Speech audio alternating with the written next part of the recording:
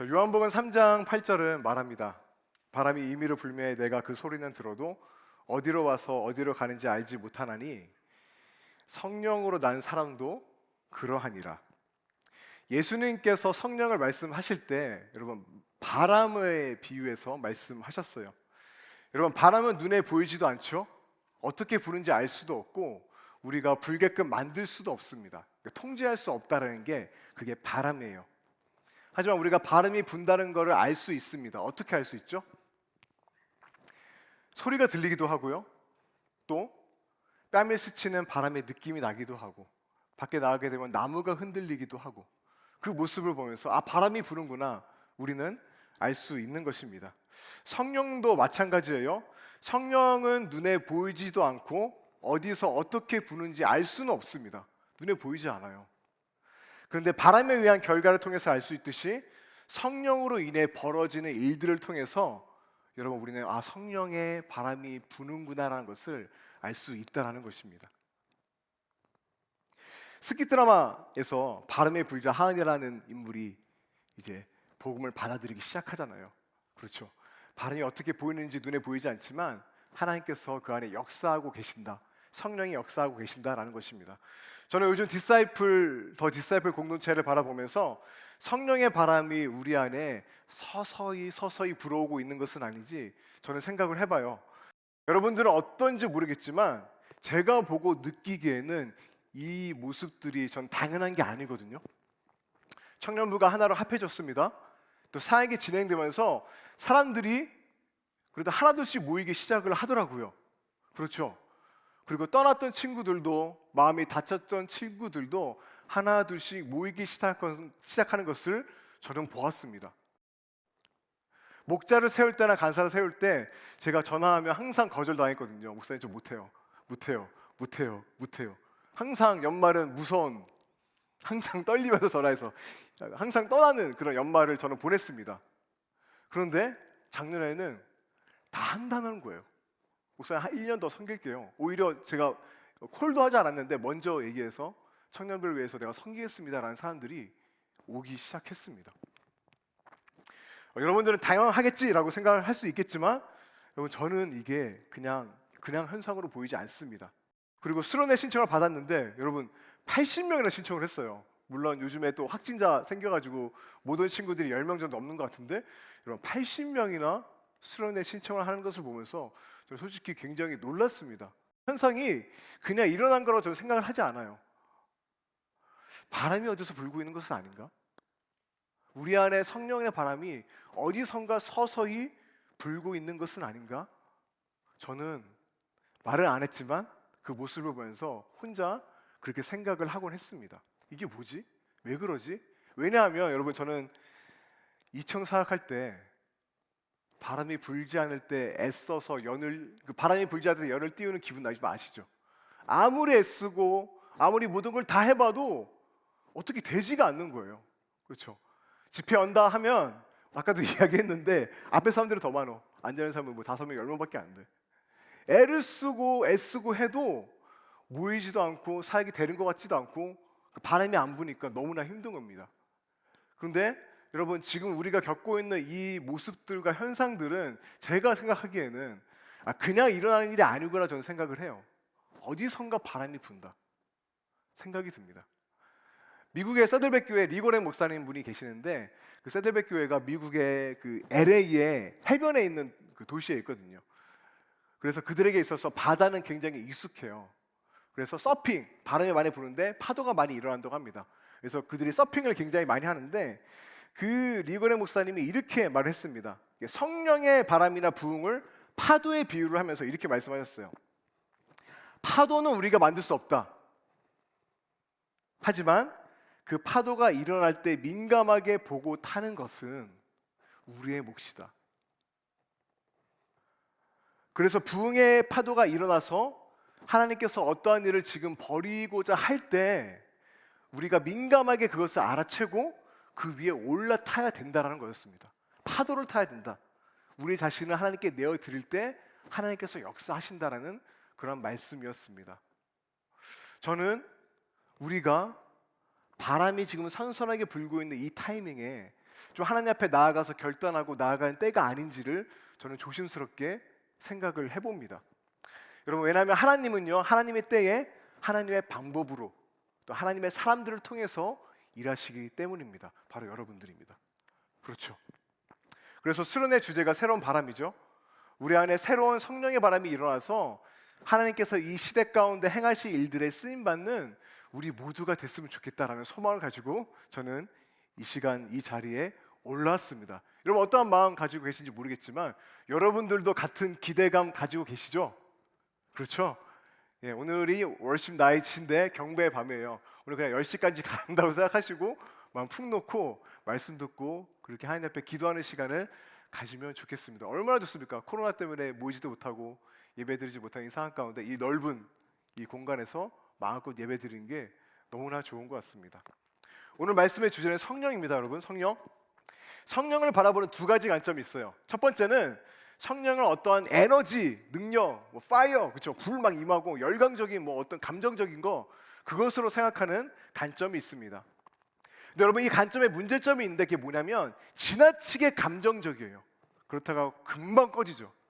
수련회 때 뜨겁게 기도하다가 다음날 아침 일어나봤자 아무런 변화가 없어. 그저 일주일 갈까? 하루 갈까? 그러니까 감정적으로 뜨거워졌다가 그냥 식어버립니다. 지속적이지 않아요. 그리고 뜨거움만 추구하다 보면 말씀으로 떠나서 비성경적인 그런 이단에 빠지기도 해요. 성령만을 강조하는 단체가 그렇게 할 수 있습니다. 또 하나의 관점이 있는데 두 번째 관점입니다. 반대로 완전히 치우친 관점인데 성령의 역사는 감정적인 거 아니야.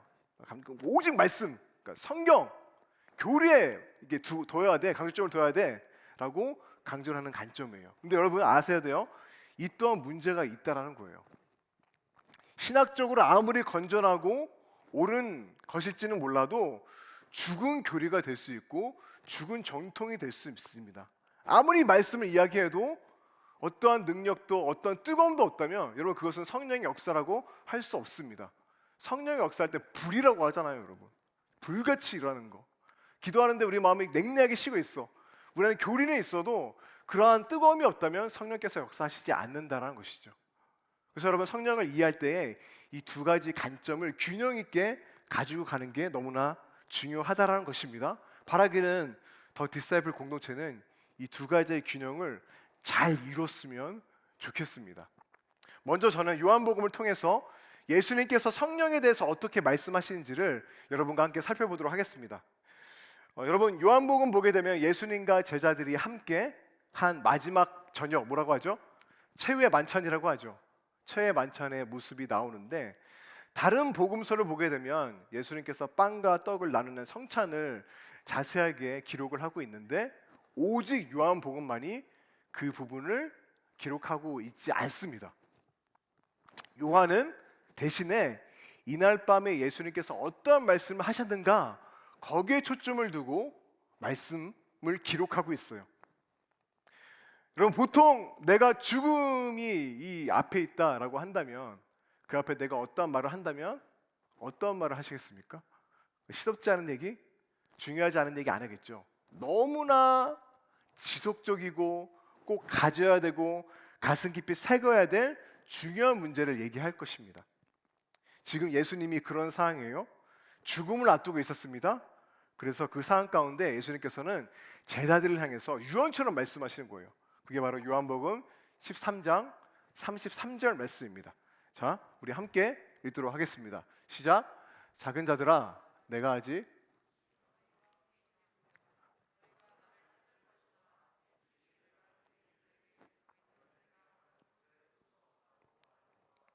지금 너에게도 이르노라. 아멘. 여러분, 이 말은 식사 자리에서 할 말이 아닙니다. 내가 너희들 떠날 거야 라는 거예요. 너희들 나 못 봐? 갑자기 이별 선언을 한 겁니다. 분위기 좋았는데 제자들은 요동치기 시작하죠. 근데 여러분, 한번 곰곰이 생각해 보세요. 예수님께서 지금 하신 이별 선언은 폭탄 선언이 아니에요.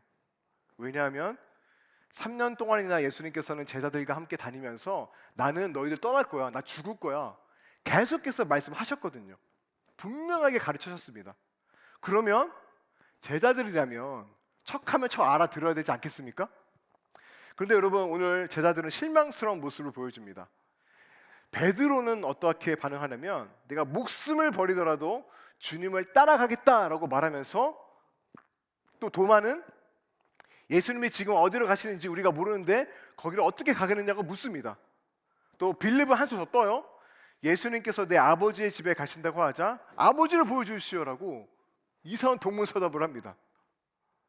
예수님께서는 이러한 제자들이 답답하셨는지 14장 9절에서 이렇게 말씀을 하세요. 빌립아, 내가 이렇게 오래 너희와 함께 있으되, 답답함이 느껴져. 이렇게 너희와 함께 있었는데 네가 나를 여전히 알지 못해. 여전히 알지 못하느냐. 나를 본 자는 아버지를 보았거늘 어찌하여 아버지를 보이랴 하느냐. 예수님의 안타까움이 느껴지죠. 여러분, 제자들은 예수님께서 대표로 뽑은 사람들이에요. 그런데 지금 그들은 전혀 분위기 파악이 되지 않고 있는 것입니다. 우리는 이렇게 생각할 수 있어요. 어떻게 3년 동안이나 함께 계시면서 이렇게 딴 말을 할까? 제자 훈련을 직접 받았잖아요. 그러면 알아들어야 되는데 어떻게 저럴 수 있을까? 우리는 생각을 할 수 있습니다. 그런데 여러분, 저는 이 제자들의 모습이 오늘 우리의 모습이 아닌가? 저는 생각을 해봅니다. 예수님을 주님으로 고백하시죠, 여러분? 그렇죠? 예수님 여러분의 구원자시죠? 아멘. 그렇습니다. 교회 오래 다녔어요. 모태신앙인 분들도 있을 겁니다. 근데 여러분, 정말 우리는 예수님을 알고 있을까요? 정말로 알고 있을까요? 그저 교회 다니는 것만 우리가 집중하며 살아가고 있지는 않았는가요? 정말 예수님과 그 관계 가운데 있을까요, 우리가? 베드로처럼 열정을 가질 수 있습니다. 뜨거움이 있을 수 있는데 정작 예수님을 모를 수 있어요. 도마처럼 그런 사람도 있을 것 같아요. 이성적으로 생각하면서 여전히 질문하면서 믿음의 영역으로 나가지 못하는 도마 같은 사람들도 있을 겁니다. 또 빌리처럼 교회는 오랫동안 다녔지만 전혀 기독교가 무엇인지, 복음이 무엇인지, 예수님의 죽으심이 무엇인지 모를 수 있다라는 거예요. 제자들도 그랬다면 우리도 충분히 그래요. 따라서 오늘 우리 모두는 베드로요, 빌립이요, 도마인 것입니다. 그런데 바로 이때 예수님께서 이 말씀을 하시는데 오늘 본문 말씀이에요. 우리 함께 화면을 보면서 이제 교독하도록 하겠습니다. 먼저 요한복음 14장 16절부터 20절까지의 말씀입니다. 제가 먼저 읽겠습니다. 내가 아버지께 구하겠으니 그가 또 다른 보혜사를 너에게 주사 영원토록 너희와 함께 있게 하리니.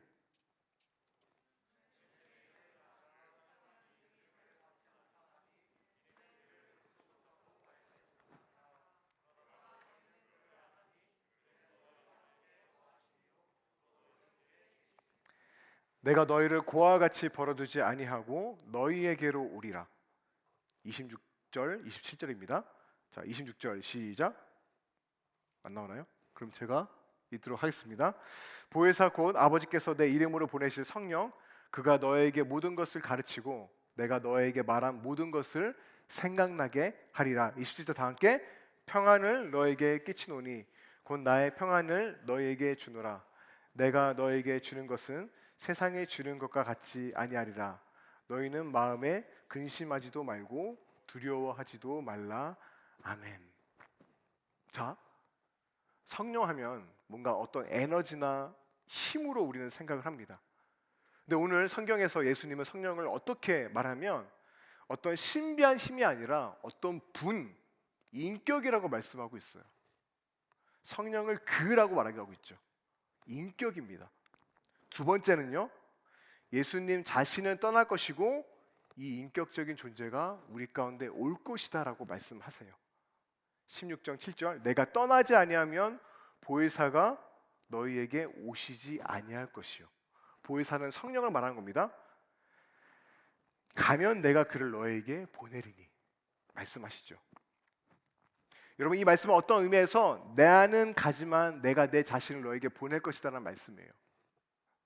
이제 예수님은 십자가에 죽으실 것이고 부활하심으로 또 승천을 하실 것입니다.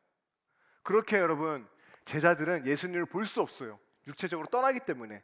하지만 이 인격적인 존재로 인해 제자들이 예수님을 보게 될 것이다라는 말씀인 거예요. 즉 예수님은 떠나왔겠지만 예수님의 임재는 여전히 우리 가운데 함께 있을 것이다 라는 말씀이라는 것입니다. 어떤 힘이나 에너지보다 포인트가 거기에 있죠. 그분은 인격이세요. 그렇다면 이 인격적인 존재는 누구인 것일까요? 16절 보게 되면 여러분 예수님께서는 이 존재에 대해서 어떻게 말씀하시죠? 제가 아까 이야기했습니다. 뭐죠? 성령을 보혜사라고 이야기합니다. 자, 이 명칭에 대한 번역이 굉장히 다양해요. 위로자, 조력자, 좋은 자 등 굉장히 다양합니다. 근데 여러분 이 원어로 파고 들어가게 되면 이 언어는 법정에서 증언하는 변호인에 가깝다고 해요. 변호인. 여러분 변호인은 어떠한 사람입니까? 어떠한 사건을 만났을 때 내 편을 들어주는 사람을 변호인이라고 하죠. 그래서 그저 위로해주고 힘내, 좋은 사람이 아닙니다. 힘내 그런 사람이 아니라 여러분 그런 변호사는 힘이 될 수는 있어요. 그렇죠? 격려는 될 수 있어요. 하지만 정작 법정에서는 도움이 전혀 안 됩니다. 그렇죠? 변호인은요 법정에서 어렵고 힘든 말을 해야 될 때 대신 말해주는 사람입니다. 그게 변호인이에요. 그래서 NIV 성경을 보게 되면 보혜사를 대언자, 나 대신 말하는 사람으로 번역을 하고 있습니다. 대언자라는 거예요. 예수님께서는 성령을 우리의 대언자라고 말씀하고 있어요. 그런데 16절을 자세히 들여다보면 그냥 대언자가 아니에요. 어떠한 대언자라고 이야기하고 있죠? 또 다른 보혜사입니다. 또 다른 보혜사. 자, 여러분 오늘 좀 말씀을 좀 파고 들어가기 때문에 이 시점에서 숙면으로 들어갈 수 있습니다. 정신 똑바로 차려세요. 그렇죠? 조심하셔야 됩니다. 자, 이 기회에 성령에 대해서 여러분 잘 정리를 하세요. 성령에 대해서 말씀 우리가 자주 듣지만 다시금 내가 정리한다라고 생각을 하시기 바랍니다. 자, 또 다른 대언자라면 또 한 명의 대언자가 있다라는 거잖아요. 그렇지 않습니까? 신약 성경에서 파라클레토스라는 이 보혜사라는 단어가 유일하게 다른 곳에서 사용된 곳이 요한일서 2장 1절 2절이에요. 자, 우리 한번 1절과 2절을 읽어보도록 하겠습니다. 시작. 만일 누가 죄를 범하여도 아버지 앞에서 우리에게 대언자가 있으니 곧 의로우신 예수 그리스도니라. 그는 우리 죄를 위한 화목제물이니 우리만 위할 뿐 아니요 온 세상의 죄를 위하심이라. 여러분 첫 번째 대언자가 누구라고 이야기하고 있죠? 예수님이죠. 자, 우리는 이제 알았습니다. 예수님이 첫 번째 대언자. 두 번째 대언자는 누구? 보혜사, 성령입니다. 첫 번째 예수님, 두 번째 성령. 여러분 이제 알았어요? 그렇죠? 자, 여러분 이게 왜 중요하냐면 첫 번째 대언자인 예수님을 알아야지 우리가 성령의 사역을 이해할 수 있기 때문입니다. 여러분 예수님께서 십자가에서 우리를 위해서 어떤 일을 행하셨습니까? 뭐 알죠? 여러분 너무나 잘 아시죠? 우리의 죄를 위해서 죽으셨습니다. 맞습니다. 하지만 좀 더 깊은 중요한 의미가 있는데, 자, 예수님이 대언자예요. 그게 우리에게 무엇을 말해주고 있다는 거죠? 함축적인 의미가 있어요. 뭐죠? 어딘가에 우리를 기다리고 있는 정의의 재판장이 있다는 것이고 우리는 그 심판대 앞에 서야 한다라는 것입니다. 대언자라는 의미는 바로 그것을 담고 있습니다. 여러분 우리는 사랑의 하나님 좋아해요. 은혜의 하나님 굉장히 좋아해요. 근데 솔직하게 말하면 공의의 하나님, 심판의 하나님을 싫어합니다. 좀 말하기 꺼려해요. 믿지 않는 이들은 말하죠. 어떻게 사랑의 하나님이 심판을 하냐? 벌할 수 있냐? 복 주시고 사랑하는 하나님에 대해서는 불만이 없어요. 그들은. 하지만 잘못하면 벌을 주시는 하나님, 그런 하나님 믿지 않겠다라고 말합니다. 근데 여러분 잘 생각해 보세요. 이 심판에 대한 증거가 부담스럽지만 이 증거가 확실하게 있습니다. 여러분 이것을 우리가 아셔야 됩니다. 그게 무엇이냐면 모두의 인간은요, 여러분 아실 거예요. 누가 가르치지도 않았는데 옳고 그름에 대한 감각이 우리 마음 가운데 이미 새겨져 있다라는 거예요. 여러분 코일릭 아이들도, 저희 아이들도 알아요. 가르쳐주지 않았거든요. 남의 물건 훔친다, 이거 나쁜 거라는 거 알아요. 누구를 때려서 피해준다, 이게 나쁜 거라는 거 알아요.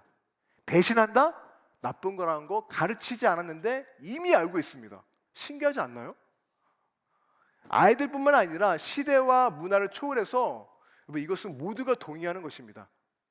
모두가 동의해요. 이걸 도덕률이라고 하는데, 누가 가르치지도 않았는데 우리는 이미 옳고 그름에 대한 그 감각을 가지고 태어났어요. 그래서 그것을 못 지켰을 때 어떠합니까? 죄책감을 느끼게 됩니다. 인간은 죄책감이라는 감정이 있어요. 죄책감. 이게 바로 증거예요. 곧 어떤 정직한 심판장이 우리를 지켜보고 있다라는 감각이 우리 안에 있기 때문에 죄책감을 느끼는 겁니다. 너무나 위대한 철학자죠. 임마누엘 칸트는 신의 위대함에 대한 강력한 증거는 인간 속에 있는, 바로 여러분들 속에 있는 양심이라고 이야기를 했어요. 계속 이야기하는 C.S. 루이스도 말했습니다. 신의 존재에 대한 강력한 두 가지 증거가 있는데, 하나는 신이 만든 우주, 그렇죠? 엄청나죠? 우주. 또 하나는 도덕률, 즉 인간의 양심이라고 말합니다. 왜냐하면 여러분, 인간의 양심은요, 우리 내부 정보잖아요. 그러니까 신의 내부 정보이기 때문에 이게 신이 존재한다는 강력한 증거라는 겁니다. 그런데 여기서 문제가 발생하죠. 자, 알겠어. 옳고 그러면 알겠어. 근데 저와 여러분 모두 어떠합니까? 그 법대로 살아가지 못한다는 거예요. 우리는 항상 그 앞에 실패한다는 겁니다. 그래서 여러분, 우리 모두는요, 그 심판대 앞에 섰을 때 정직하게 생각한다면 우리는 모두 다 유죄입니다. 유죄입니다. 우리 모두 실패한 자들입니다. 그렇다면 이렇게 생각을 해볼게요. 신이 존재하지 않고 옳고 그름에 대한 절대적인 기준 없어. 그런 게 어딨어? 라고 한다면 그래도 괜찮은 걸까요? 그래도 여러분 소망이 없어요. 왜냐하면 여러분, 이게 우리 인간의 딜레마입니다. 여러분, 죄와 벌 아시죠? 잘난 척, 예, 그렇죠? 도스토옙스키 아시죠? 그 사람이 이런 얘기를 했어요. 저는 이게 굉장히 크게 다가왔는데, 만약 신이 없다면 모든 것이 허용될 것이다. 그러니까 인간은 신이 없으면 모든 걸 다 할 수 있다는 거예요. 그래서 옳고 그름이 없다, 신이 없다, 그럼 세상은 무법천지가 될 것입니다. 폭력을 저질러도 문제 없잖아요. 왜? 기준이 상대적인 건데 누가 결정해 그걸? 여러분, 솔직히 얘기해서 신이 없으면 해도 누가 뭐라 할 사람 없습니다. 지금 전쟁 때문에 난리 났죠? 만약 그 기준이 없으면 뭐라 할 사람 없습니다. 그냥 그들이 정한 기준대로 하면 되잖아요. 그래서 하나님이 없다 해도 인간들은 절망적인 존재들입니다. 그런데 우리가 인정할 수밖에 없는 것은, 우리가 알죠. 인간의 양심이 하나님의 존재를 너무나 강력하게 증거한다는 거예요. 로마서 2장에서 사도 바울도 이 유명한 말씀을 했죠. 로마서 2장 15절. 그 양심이 뭐가 된다? 증거가 된다. 그 생각들을 서로 혹은 고발하며 혹은 변명하여 그 마음에 생긴 율법의 행위를 나타내느니라. 나 왜 이렇게 살아가지? 나 왜 이것밖에 안 되지? 솔직히 그런 생각할 이유가 뭐 있습니까? 근데 우리 안에 새겨진 하나님의 법이 그것을 서로 고발하며 또 변명한다는 겁니다. 그러면서 그 양심이 하나님의 존재를 증거한다는 것입니다. 그래서 하나님의 법을 알지도 믿지도 않는 사람들조차도 그 증거를 핑계댈 수 없다, 바울은 말하고 있는 것이죠. 즉 인간의 양심이란 무엇입니까? 심판의 자리에서 보내는 전파를 감지하는 라디오 수신기와 같은 것이다 라고 누군가가 이야기를 했어요. 정말 맞는 것 같아요. 우리 안에 그 감각이 있어요. 그래서 여러분 아시잖아요. 아무리 열심히 살아도 만족이 되나요? 여전히 나는 부족한 것 같아. 애써도 뭔가 내가 부족해. 내가 여기까지 가야 되는데 항상 그 기준에 못 미쳐. 항상 뭔가 나는 부족해. 그 존재가 되지 못하고 있어 하는 그 마음의 내면의 목소리가 끊이지 않는 겁니다. 여전히 비난받는 것 같고, 바보 같고, 어떨 때는 굉장히 쓰레기 같고, 네 자신이 내가 이것밖에 되지 않나? 그런 마음이 우리 가운데 드는 겁니다. 그래서 여러분, 인간은요, 정직하다면 누구나 인정합니다. 우리 안에 심판의 기준이 존재하고 있다. 우리 모두는 다 인정할 수밖에 없다라는 것입니다. 하지만 우리 모두 그 심판대 앞에 홀로 설 수 없는 존재라는 거예요. 굉장히 절망적인 존재들입니다. 어떻게 보게 되면 인간이란. 그렇죠. 그렇기에 여러분, 우리에게 정말로 필요한 게 뭡니까? 오늘 우리에게 정말로 필요한 게 뭡니까? 우리가 심판대 앞에 모두 쓸 거잖아요. 홀로 설 수밖에 없기 때문에 우리를 변호해 줄 대언자가 필요한 거예요. 그분이 너무나 필요한 거예요. 여러분, 이것이 바로 대언자가 가지고 있는 의미입니다. 그렇다면 대언자가 하는 일이 무엇일까? 자, 여러분이 만약 어떤 잘못을 저질렀어요. 고소를 당했어요. 법정에 출두했습니다. 그런데 정말 명민한 변호사가 나를 변호해 주겠어. 그렇다면 어떨까요? 내가 법에 대해서 아는 것도 없지만 문제가 될 게 없죠. 왜냐하면 나를 대신해 주는 그 사람이 너무나 실력 있는 변호사이기 때문에 문제가 될 것이 없습니다. 그래서 내가 말을 되게 못해. 상관없어요, 여러분. 대언자가 있기 때문에.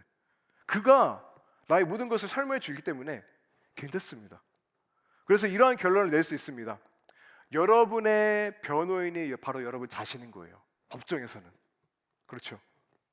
그래서 여러분의 대언자가 승리하면 여러분이 승리하는 것이고, 여러분의 대언자가 실패하면 여러분이 실패하는 겁니다. 자, 이제 우리는 요한일서 2장 1절을 보다 더 명확하게 이해할 수 있습니다. 우리 요한일서 2장 1절 다시 한번 읽어보겠습니다. 자, 만일 누가 죄를 범하여도 아버지 앞에 우리에게 대언자가 있으니 그는 누구입니까? 곧 의로우신 예수 그리스도시라. 자, 계속 말씀 띄워주세요. 여러분, 우리 모두는 심판대 앞에 서야 됩니다. 제가 아이들을 키우면서 하나 발견한 게 뭐냐면, 아이들은요, 부모가 심각한 얘기하면 어떻게 하는지 아세요? 눈을 피해요. 그리고 그 시간이 빨리 지나길 바라면서 계속 딴 얘기를 꺼냅니다. 그럴 때 제가 진짜 이야기를 해줘야 될 때 있잖아요. 중요한 얘기. 근데 제가 아이들한테 하는 말이 있습니다. 너 조용해. 내 눈 똑바로 봐. 그리고 눈을 보고 정확하게 이게 사실, 이건 너가 알아야 될 사실이야 라고 정확하게 이야기를 해줍니다.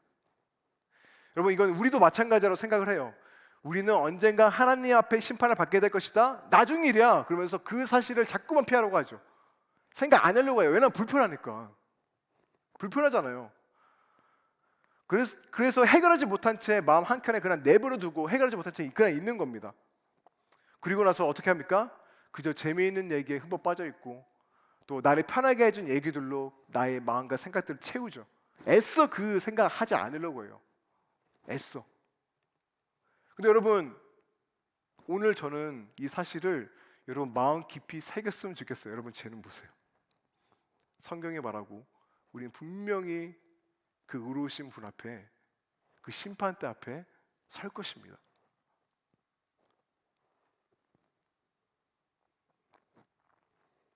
여러분, 우리는 그 심판대 앞에 당당하게 설 수 있는 자들일까요? 17세기의 위대한 철학자 파스칼은 이렇게 말했습니다. 굉장히 충격적인 말인데, 인간은 얼마나 별난 존재인가. 고상하면서도 소름 끼치는 인간은 우주의 영광이자 쓰레기다. 현대 어떤 사상가는 또 이런 말을 했어요. 우리 인간은 우리 자신에게 미스터리다. 이성적이면서도 비이성적이며, 교양이 있으면서도 야만적이며, 깊은 우정을 나누면서도 서로 배신을 하며, 창조의 절정이나 가장 위협적인 존재이니. 지금 전쟁 때문에 난리 났죠. 우리는 렘브란트인 동시에 히틀러이며 모차르트인 동시에 스탈린이다. 우리 내면에 하나님의 법이 새겨져 있지만 하나님의 형상으로 입은 너무나 존귀한 자들이지만 우리는 그 법을 지키지 못할 뿐더러 그 법을 지키기 싫어해요. 싫어해요. 우리는 우리 영혼의 주인이 되기 원합니다. 누가 뭐라 하면 여러분 짜증내잖아요. 그렇죠? 내 인생에 관여하는 거 싫어해요. 하나님이. 내 마음대로 살아가고 싶죠. 정직하게 우리는 그 인정할 수밖에 없을 것입니다. 그렇다면 다시금 묻습니다. 여러분, 우리에게 진짜 필요한 게 뭘까요?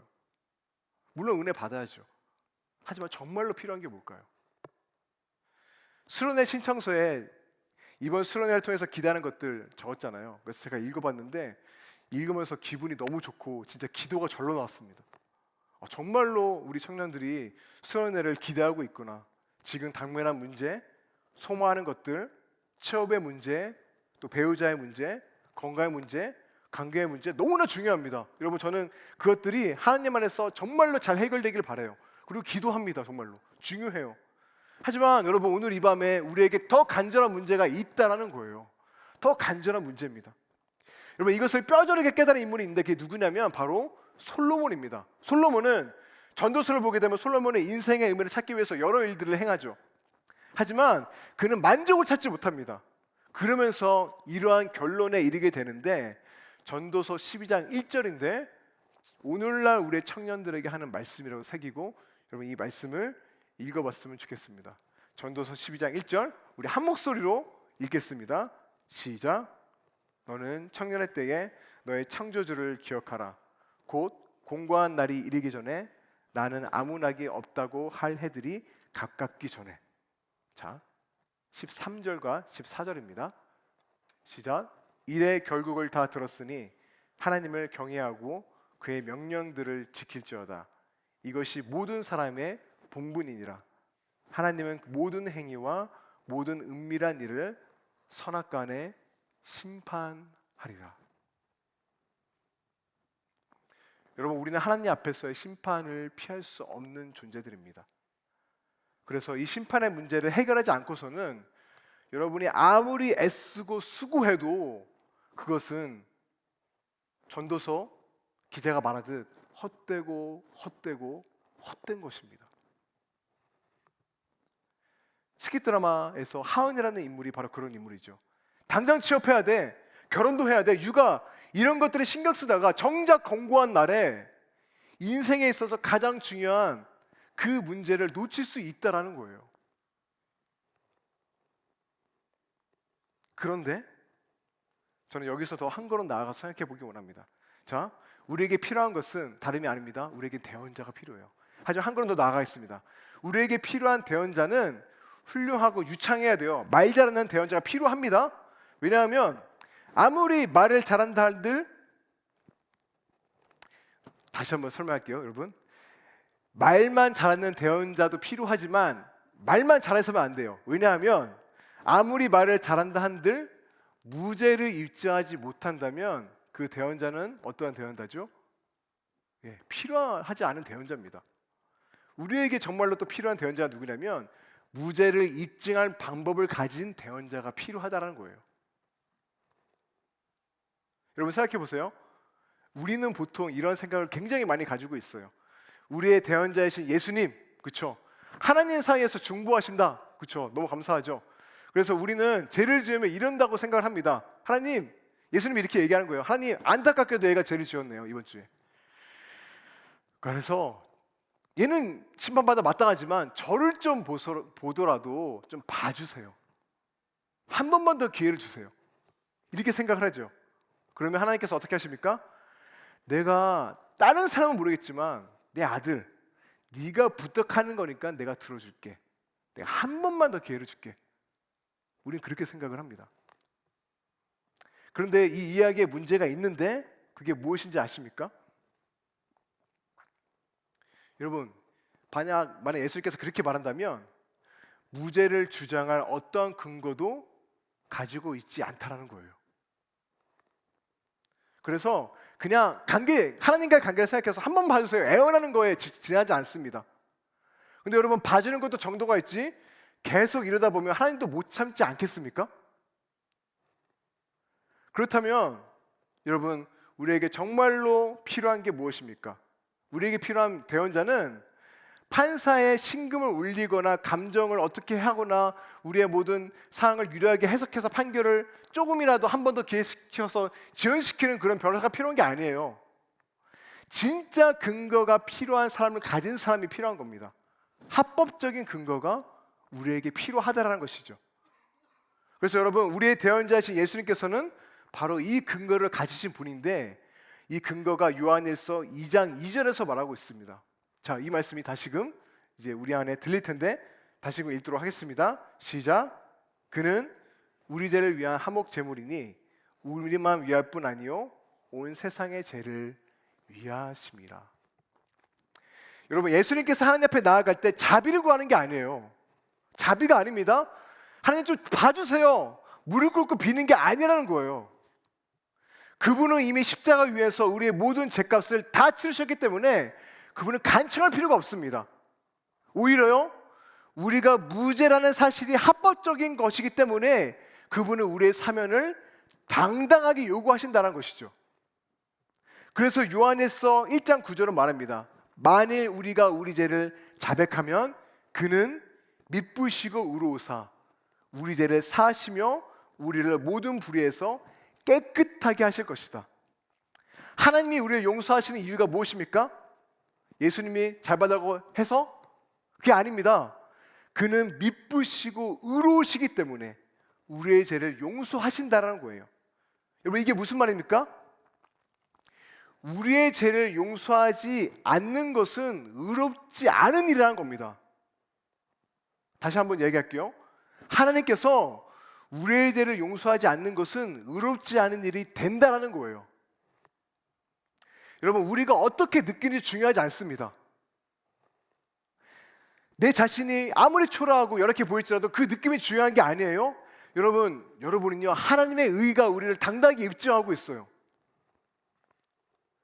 그럼에도 불구하고 우리는 어떠합니까? 여전히 나는 부족하고 더 열심히 해야 될 것 같아.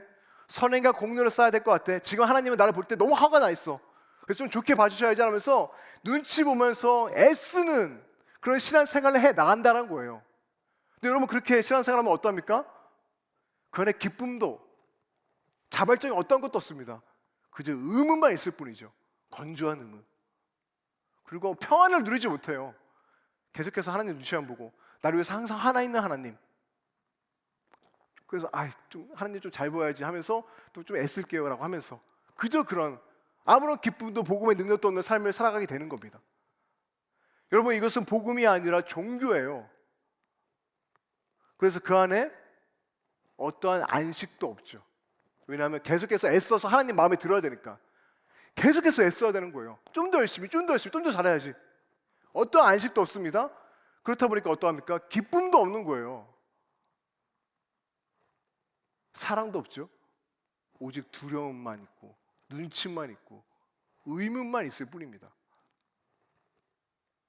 하지만 의로우신 예수님께서 우리의 대언자라면 어떻게 되는 겁니까? 그분이 우리의 편이고 하나님의 법이 우리를 너희는 의롭다라고 우리에게 정당하게 말씀하고 있다라는 겁니다. 그래서 바울은 고린도 후서 5장 21절에서 이렇게 말합니다. 하나님이 죄를 알지도 못하신 이를 우리를 대신하여 죄로 삼으신 것은 우리로 하여금 그 안에서 무엇입니까? 하나님의 의가 되게 하려 하십니다. 우리는 하나님의 의라는 거예요. 예수님께서는 죄인이 아니셨습니다. 하지만 우리를 위해서 대신 죄인 취급을 당하셨습니다. 십자가에서 죽으셨습니다.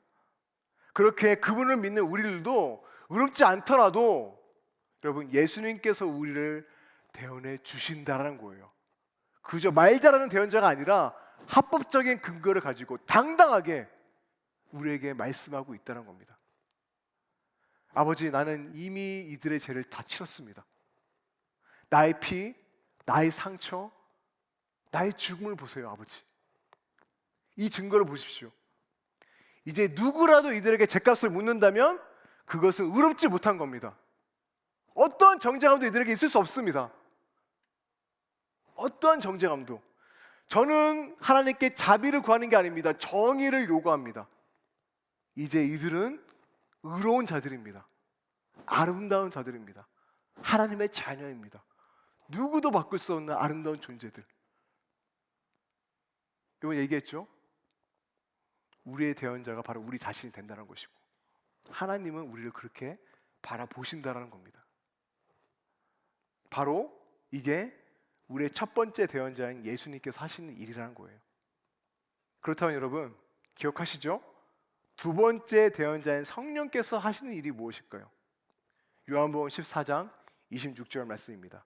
보혜사 곧 아버지께서 내 이름으로 보내실 성령, 그가 너에게 모든 것을 가르치고 내가 너에게 말한 모든 것을 생각나게 하리라. 우리는 성령이라고 하면 어떤 능력을 주신다라고 생각을 하는데, 예수님께서는 궁극적으로 성령께서 하시는 일이 뭐라고 말하고 있습니까? 예수님께서 하신 그 십자가의 사랑과 그 은혜를 생각나게 하고 깨닫게 해주는 역할을 한다라는 겁니다. 복음이 믿겨지고 나에게 현실로 느껴지게 한다라는 겁니다. 아니죠? 느껴지는 게 아니죠. 그저 현실이 되는 것입니다. 이것이 바로 성령의 조명하심이에요. 지금 여러분이 저를 볼 수 있도록 지금 핀조명 3개가 저를 강하게 비추고 있는데, 이 빛 때문에 저를 볼 수 있잖아요. 성령의 조명하심도 마찬가지입니다. 성령은 수줍은 영이에요. 그분 자신을 드러내지 않습니다. 그분은 예수님을 나타내요. 성령께서 임하시면 여러분, 우리가 다른 게 아니라 예수님의 아름다움을 보게 됩니다. 내가 복음으로 얼마나 의롭게 된 자인지를 보게 됩니다. 그와 동시에 내가 얼마나 죄인인지를 뼈저리게 느끼게 됩니다. 성령이 오시면 그 복음을 우리는 깨닫게 되는 거예요. 여러분 제자들 보세요. 3년이나 직접 예수님께 제자 훈련 받았잖아요. 이거는 누구도 경험하지 못한 겁니다. 근데 여전히 예수님을 알지 못했어요. 엄밀히 말해서 그들이 예수님을 만나지 못했다. 하지만 아버지께서 보내신 그 성령이 오실 겁니다. 그분은 그와 같이 우리를 내버려 두지 아니할 거예요. 그와 같이 우리를 내버려 두지 아니할 겁니다. 물론 여러분 성령이 오시면 능력과 활기, 세상을 이길 사역을 감당할 은사를 부어 주십니다. 저도 인격적으로 하나님을 만났을 때 굉장히 뜨거운 체험을 했고, 이제 제 은사가 찬양을 인도하는 것을 알게 됐어요. 그 전에는 할 꿈도 안 생겼거든요. 근데 성령께서 그 마음을 감동을 주셨고, 그 은사를 저에게 부릴 듯이 일게 하셔서 공동체 가운데 그 은사를 가지고 섬기하셨습니다. 근데 이것도 중요하지만 중요한 게 뭐냐면 우리 안에 복음이 새롭게 깨달아지는 겁니다. 이 진리가 믿어지는 거예요. 깨달아지는 거예요. 회개가 터져 나오는 거예요. 내가 진짜 심판대 앞에 설 수 없구나. 깨달아지는 겁니다. 여러분 그런 경험 있으십니까? 하나님이 임재해 주시라는 기도하는데, 저는 하나님의 임재 살짝 그 발톱만큼 경험해 봤는데, 그냥 엎드러져서 그냥 성경이 말한 것처럼 죽은 자처럼 엎드러지게 되더라고요. 그러니까 미치겠더라고요. 제 때문에. 그러니까 설 수가 없는 거예요. 내가 어떻게 그 의로우신 분 앞에 설지? 그러니까 땅에 엎드러져서 나 이제 죽었구나. 나 이제 끝났구나. 엄청난 절망이 제 안에 몰려오는 겁니다. 그런데 그런 가사였어요. 어린 양의 피로 나를 의롭게 한다는 찬양이었습니다. 죽을 나였는데 예수님께서 나를 위해서 죽으셨구나. 나를 존귀한 자로 받아주셨구나. 나는 의로운 존재구나. 나는 더 이상 정죄감을 살아갈 필요가 없구나. 성령께서 오시면 우리 하여금 그것을 깨닫게 하신다라는 것입니다. 여러분은 지금 어떠합니까? 신앙생활 오래 한 분도 있을 겁니다. 교회 출석한 사람들 오래 됐을 겁니다. 하지만 여러분 제자들처럼 예수님을 진짜로 만나지 못한 것은 아닌가요? 예전에 교회에서 봉사도 하고 찬양팀도 하고 행사나 집회, 그렇죠? 하은이가 얘기했듯이 다 했을지는 모르지만 정작 예수님을 만난 모습이 오늘 우리의 모습은 아닌가요? 아니 이미 만났지만 이미 식어져서 그 복음의 능력을 잃어버린 채 그저 근근히 살아가는 우리가 아닌가요? 2년이나 넘는 코로나 기간 동안에 복음의 능력을 잃어버린 건 아닌가요? 기쁨을 잃어버린 게 아닌가요?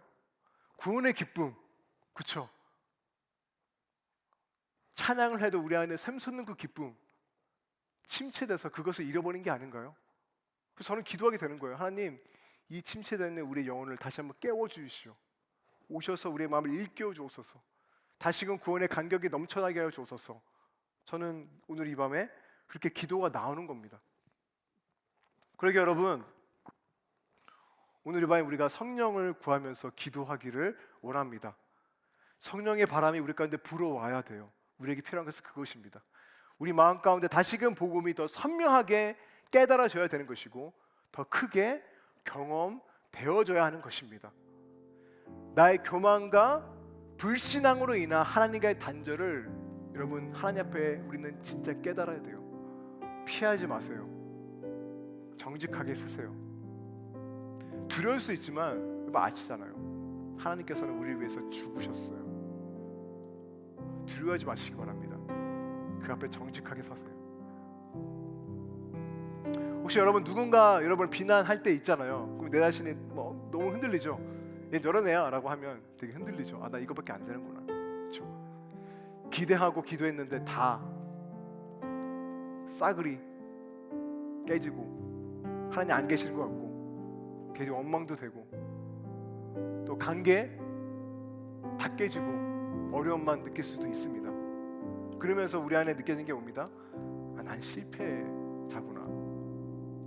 아, 난 쓰레기구나. 내 자신에 대해서 그렇게 생각하기 마련입니다. 그래서 여러분 하나님을 원망하고 있고 또 잠자리에 들지 못한 채 뒤척이고 있다면 오늘 이 말씀을 기억했으면 좋겠어요. 우리의 두 번째 대언자이신 성령의 말을 귀 기울여 듣기 원합니다. 계속해서 여러분 정죄함 가운데 쌓여져 있다면 여러분 지금 성령께서 하신 말을 듣고 있지 않은 거예요. 오늘 이 밤에 그 음성에 귀 기울이시길 바랍니다. 그래서 복음이 주는 풍요함을 누리시길 바랍니다. 맞습니다. 어떻게 보면 여러분 맞아요. 우리는 모두 실패했어요. 그렇죠? 하나님 믿는다고 하지만 여러분 이 내 모습 알잖아요. 내가 얼마나 하나님 앞에 의롭게 설 수 없는 자임을 알잖아요. 목사님 저도 이렇게 크게 느끼는데 알잖아요. 내가 어떻게 이렇게 예배될 수 있는 존재인가? 알잖아요. 우리는 실패한 자들입니다. 하지만 여러분 기억하세요. 두 번째 대언자이신 성령께서는 우리에게 말씀하십니다. 그렇죠? 너는 버려진 고아가 아니야. 버려진 고아가 아니야. 예수님이 바로 너의 대언자야. 그분이 여러분을 대신하고 있어요. 예수님이 바로 너의 대언자야. 너의 믿음을 그분에게 더 성령께서 우리에게 계속 문을 두들기며 말씀하고 있는 겁니다. 그래서 여러분의 믿음을 예수님께 둔다면 여러분의 심판의 자리가 두려움의 자리가 아니죠. 여러분 우리는 기쁨의 자리가 되는 겁니다. 이게 복음의 능력입니다. 마지막 날에 구름 타고 예수님께서 오실 때 심판의 날일 때 여러분 예수님을 모르는 자들은 말할 수 없는 두려움과 망했구나라는 그렇죠. 그런 두려움에 쌓이게 되지만 예수 그리스도를 의로 받아들이고 믿는 자들은 그날만큼 기쁜 날이 없게 될 것입니다.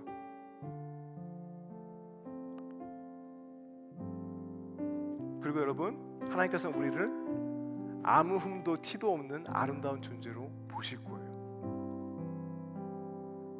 여러분 엄밀히 말해서 예수님의 제자들은 제자라고 불릴 수 없는 자들이었죠. 그리고 그들은요 오순절에 성령 충만함을 받고 그때 이후에 진정한 제자로 거듭났습니다.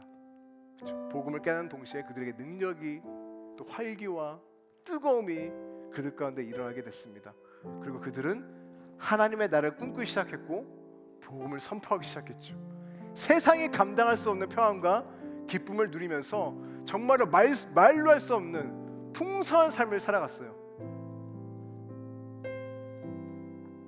부흥의 물결이 그들을 가득히 채우기 시작했고요. 믿는 자들이 넘쳐나기 시작했습니다. 성령의 역사인 것이죠. 그렇죠.